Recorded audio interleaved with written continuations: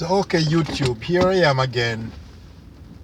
I just want to make a video real quick to say why I am in support of defunding the police. And when I say defunding the police department, I don't mean to totally defund them, because we're not doing this out of hate. We're doing this out of reason. You know, I like to drive around a little bit when I talk and I make a video, because I can't run the AC right now in the car because the noise will pick up. So I have to drive around so I can get some fresh air, which is exactly what Mr. George Floyd said that he wanted. Fresh air. If we could just get a little chance to breathe, then we would just fine. We're not asking for anything else. We're not asking for an arm and a leg as the black community. We're just asking for just a little chance to breathe. Now, when you wake up and you see hopelessness before you every day, you see things that you're trying to do because you have this pencil and pen with ideas of the places that you want to go and the things that you want to do, and you write these ideas down, and they're right there sitting on the table on a piece of paper that you wrote them on. And how many ideas you have now? Maybe a dozen ideas. But if the system is designed to keep you down, these same good ideas that you have, you cannot put forward these ideas easy, except it takes all of your breath.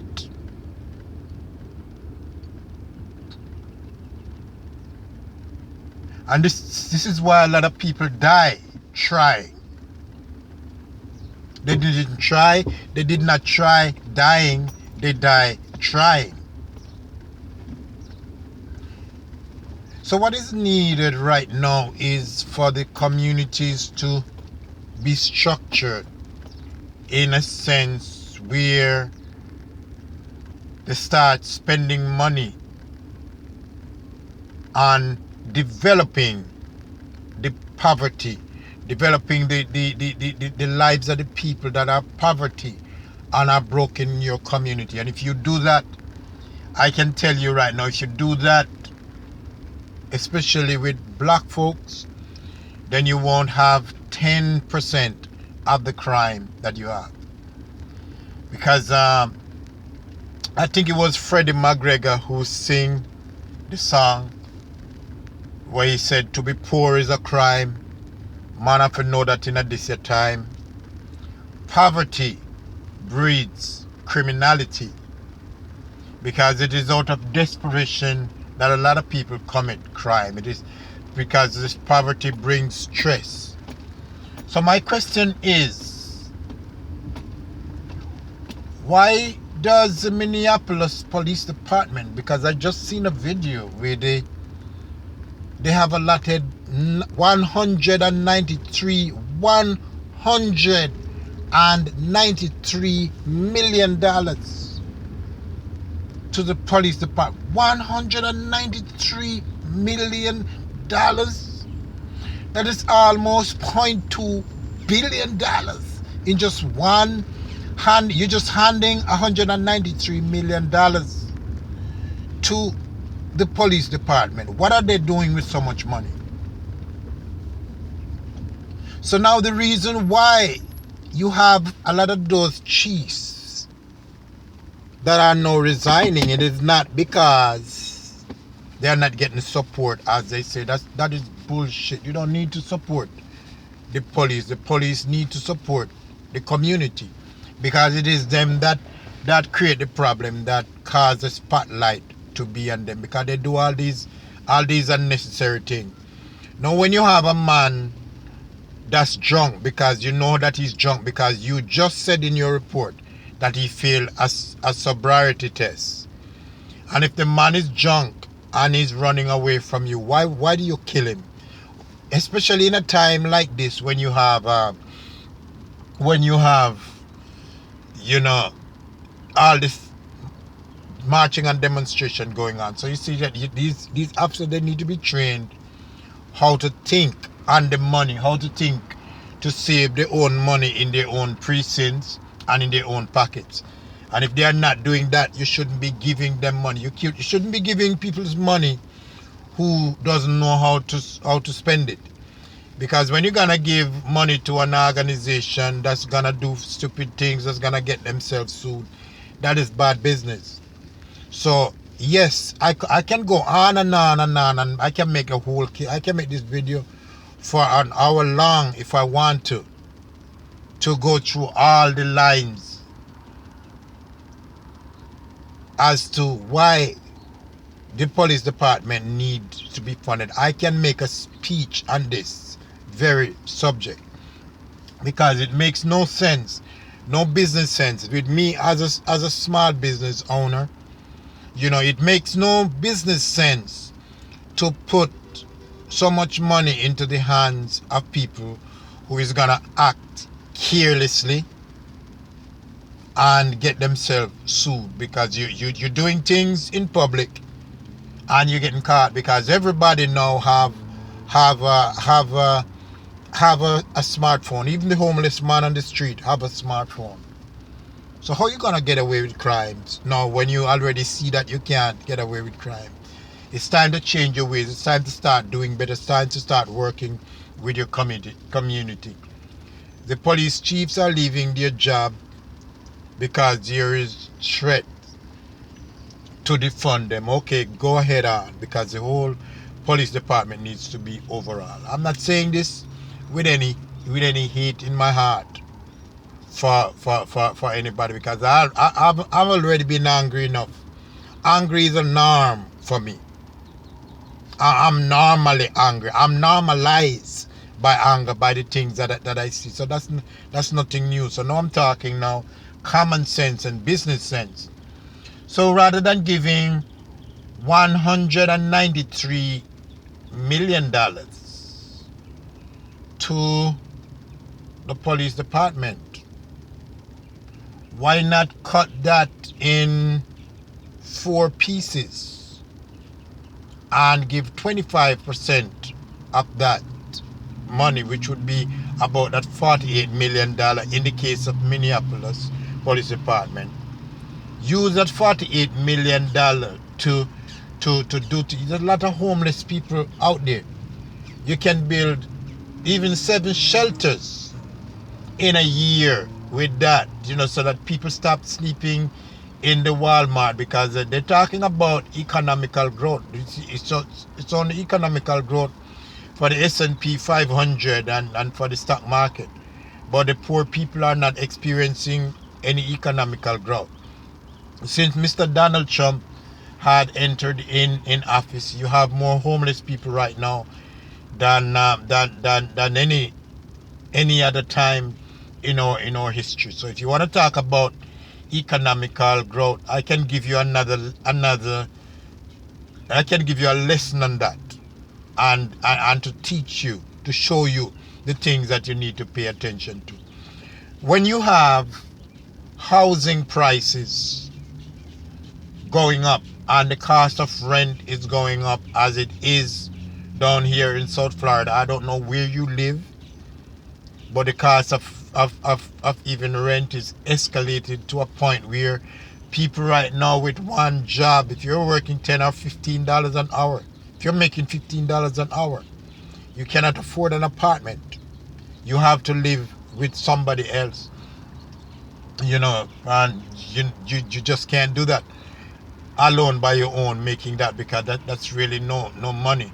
So if you have a system where you're making minimum wages, which in Florida is only $8.05 an hour, and by this minimum wage you cannot afford a place to live. If you're making the minimum wage, mean now you're working for 40 hours a week, and once you're making minimum wage, you're not gonna get help from from HUD and from those people because you're working. I mean, long story short, even if you can go on that list, on that long list that they have. So you cannot afford a home. You cannot afford a place, not even a 1 bedroom, not even a studio. You cannot afford, just working a normal, regular job for poor people. So this is why you have now so many homelessness. Now, how can you have so many people being homeless under a local government, but yet you're giving $193 million? I don't know if that was $193 million a year, but I'm willing to bet that it's $193 million for a fiscal year. If you're giving that to the police department, then we have a serious problem. We have a serious systematic problem. And if you can't read the numbers that I'm outlining to you right now and see where the problem is within the system, then you're just not thinking, you're just not paying attention to what is going on around you. $193 million. 25% of that is about $48 million. A little over $48 million. It's actually like $48.25 million. I'm good with mathematics, so I can do the numbers real fast in my head. So that's $48.25 million. So with that kind of money, you imagine spending $48.2 million in 1 year within that same local community. You know how many things you can do with $48.2 million. You know how many shelters you can build for the homeless people. You know how many jobs you can create. You know how many things you can produce. Where does America get so much money? Have all so much money to do the wrong things, but yet when it comes to taking care of their own people who have a vote, because the rich man have one vote and the poor man have also one vote. So why does the rich man's vote count more than the poor man's vote? Where does America get so much money?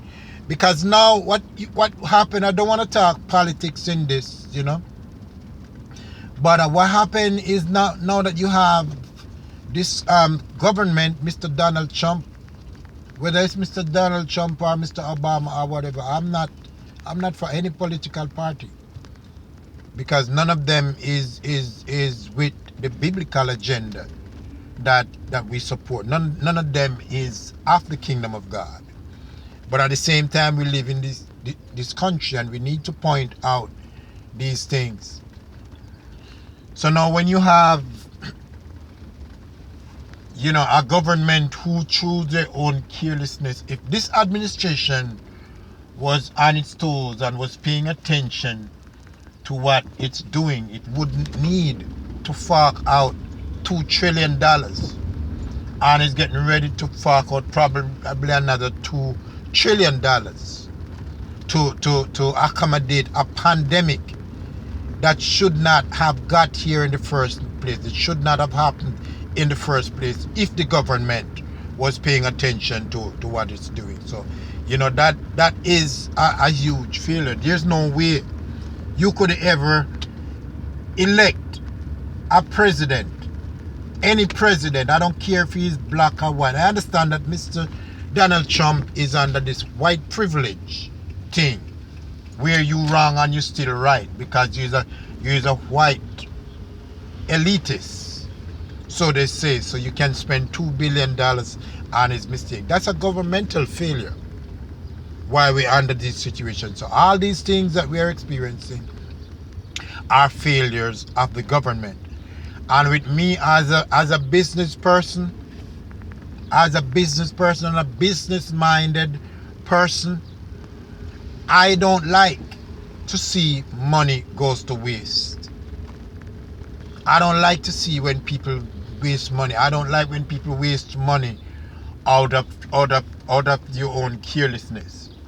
Because you're gonna have a police department that is going to go out, shoot black people because they have all these funds, all this money that they can make money. They have so much money that they can make mattresses. Each police officer can sleep on $1 million.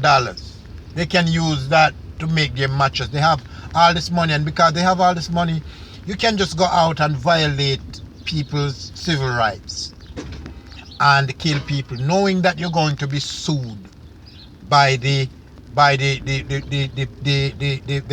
family of these people that you're gonna kill, because you're gonna get caught anyway. Because nowadays that this thing has become a culture, and people are paying attention to it. Anywhere the police department, anywhere the police pull over anybody, cameras are going to be there. So if you're a man wearing a badge, and you're still thinking that you're still living in yesterday, and you're not realizing that the time is changing, then you're foolish. And speaking from a business perspective, when you take a gun and you fire off your gun, in an inappropriate manner, you're giving yourself a lot of work, because you're gonna bring a lot of tension and a lot of attention to a situation that people already know exists. If people are saying that the police department is racist, then you prove them not. You prove them that it's not racist, because you're saying that it's not. So you're creating more problem for yourself, and you're doing this because your precinct, and your local government, because the same place where the money come from, the people who give you the money have more money than you. So your local government can afford to pay all these lawsuits, because this government is just sitting on money, from everywhere. They line their paths with money. They can walk on money. They can make even the sidewalks with money. They can do all of this because they have all of this money. But yet, they do nothing for the poor. Yet you have so much poverty. Yet you have so much people set up by poverty to create crime and to commit crime, which also brings more money to the law enforcement. Because if to keep a man in jail, you're spending hundreds of dollars a day to keep a man in jail. So if you're keeping the man, you're spending hundreds of dollars a day to keep the man in jail. You can spend half of that money to keep the man's welfare, to keep the man alive and to keep the man happy on the street. We're not saying to give money to people. We're saying to provide opportunities for people. We're saying to provide places that people can live. All those empty buildings, that you have those empty buildings everywhere, full and vacated, and they're sitting down.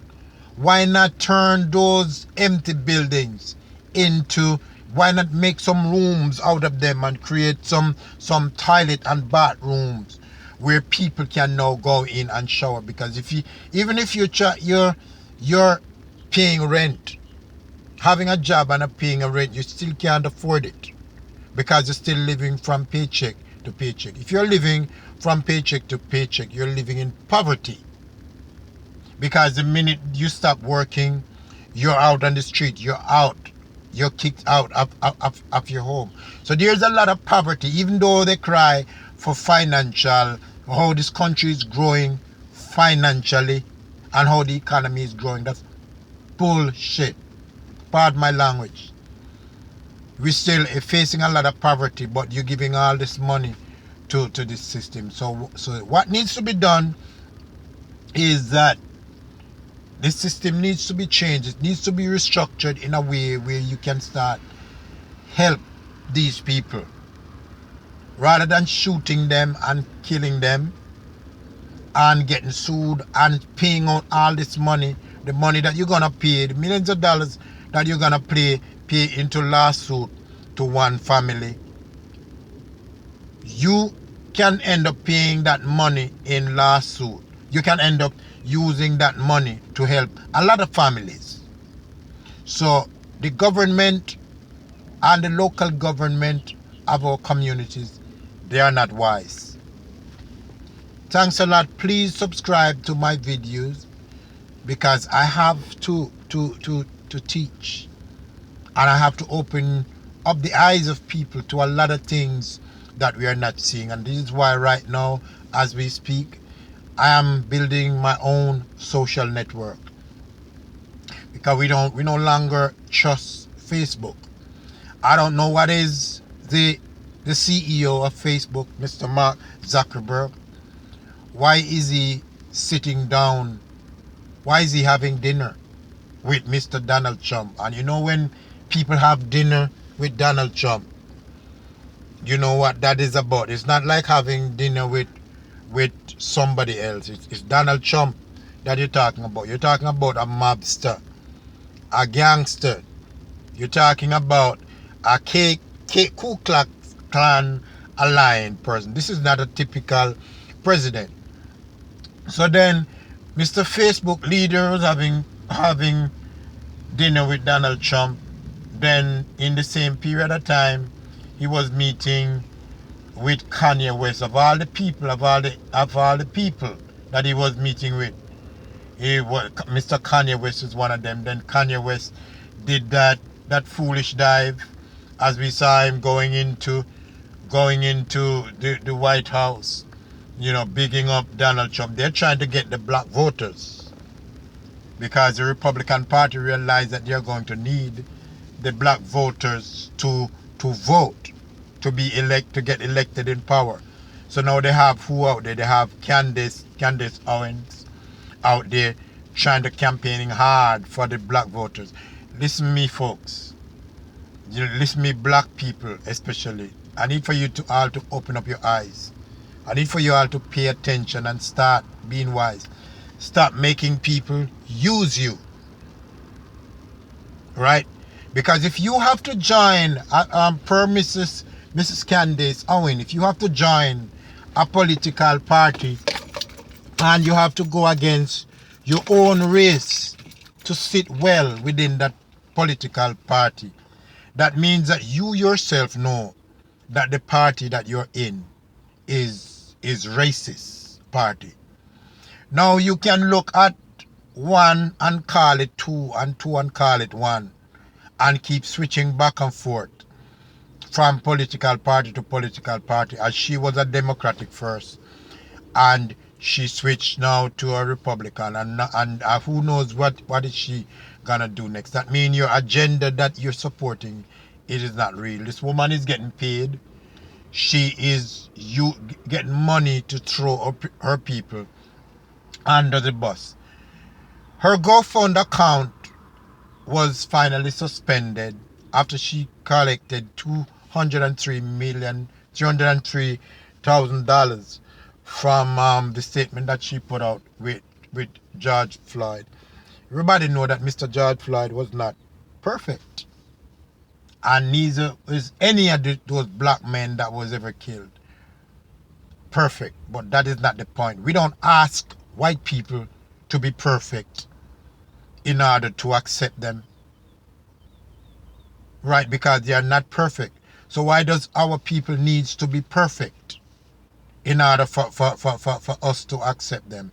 A man's life is a man's life, and the only thing that you can do to lose your life, the only thing that you should do that should justify the loss of life, is taking a life. If what you're doing, it is not life-threatening, your life doesn't need to be taken. If a man is stealing, there is a prison that you can put him in. You can give him the appropriate time on the book for what the crime deserves, but let him live, because people who does bad things can change. A lot of ministers that I know that are out there preaching the gospel right now. They were bad people first. They went to prison. They did their time, they did their, but God had changed their life. Who are you to judge anybody? Who are you to judge any man? To say that this person is a criminal, he's a career criminal. He doesn't deserve justice. You are not God. You are not God, because the thing about the difference between the law of God and the law of man is that God forgives, but this law does not forgive. Because if you commit a crime 20 years ago, 20 years after the crime is still on your record, and they're still looking at that crime to judge you, not knowing that 20 years you have walked past that level and you have changed your life and have now become a better person, so they're still judging you. But the law of God, if you have committed a crime yesterday or this morning and you realize that what you did was the wrong thing, you went to God before the end of the day and you said, God, what I did was wrong, and I realized that I made mistakes in my life. This was not something I was supposed to do. Please forgive me and accept me back into your kingdom. Our loving God, who is the God of heaven and earth, who created the world, all this world that man is fighting over, and land and possessions, God created all of that. God created all of this. And if you need to be taught about how this was done, I can teach you about these things if we have time to go into it. So for those of you who don't believe that God did create this world, I am here to prove that he does. But it's not a subject that we're going to go into right now. So the point is, if the God who created everything and who does everything, who forgives sins, and who is in charge over the greatest prison, which is hell. Hell is the greatest prison. If he can forgive a man, why can't man forgive man? Why can't we forgive? Why do we judge other people? If I have to be, and this is my point of view because I have 4 children, and one of them, my son, is actually married to a half-white girl. Because his mother is white, his father is black. But if you look at her, she look more white than black. One of my daughter is married to a white guy. She's straight out white. My other 2 children dated black people. So I'm not a racist person, because these people that are in my life, I love them. I love all of my sons-in-law the same way. I don't look at David and say, David, you are white, so I'm not going to accept you. I'm gonna treat you different. I love all of them the same way. And when there is an issue between them, like within their relationship, I take both sides and I judge it accordingly, because I don't see race. I don't see this as an issue. So I'm not a racist person. But listen to me, what I'm saying.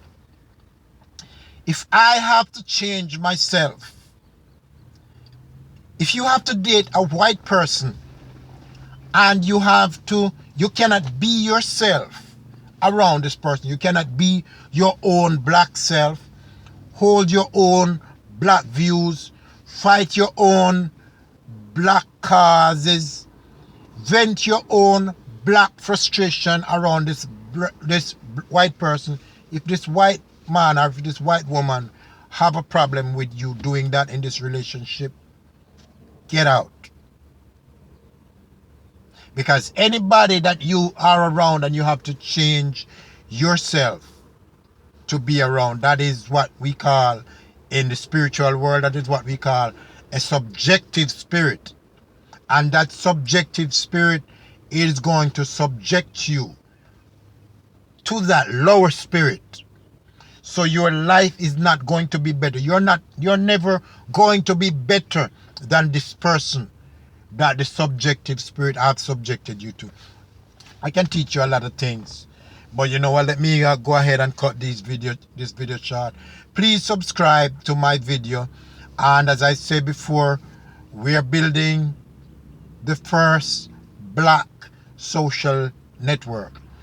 You know, just in case Mr. Zuckerberg, we don't know, we have no idea where he's going right now, because he had thrown off one of the most powerful voice, one of the most powerful black voice, which is Mr. Louis Farrakhan. He had thrown him off his platform, but then he's promoting Donald Trump with his hate speech. Mr. Louis Farrakhan was talking about the Jews, and he was opening people's eyes to see, to show them who these people really are. He showed him off his platform. The guy is a Jew. He is defending his people. Now we are black, we are defending our people, so we are building our own social network. So we're gonna be asking people to invest money. You wanna do that from early, you know, so that you can be a part of it and that you can have your ownership in this technology that we're doing, in this system that we're building. So later on, while this company, the localteller.com, don't go there yet and expect to see anything, you know, like wow, because we're not there yet. We're just starting to build it right now. So you know, just it's gonna get there. I promise you that it's going to be there. But we're making sure that we build our own thing. We have our own technological base. We need our own search engine. We need our own server yards, so that we have servers to store all our content that we can communicate. We need to get out. We're not saying that we don't have anything against the white people having their own stuff, but we say we need to have our own stuff right now, right? And we this is what we're doing. We are organizing ourselves because they are already organized, but the black race is disorganized. Please subscribe and look for a link in this video. Thanks a lot.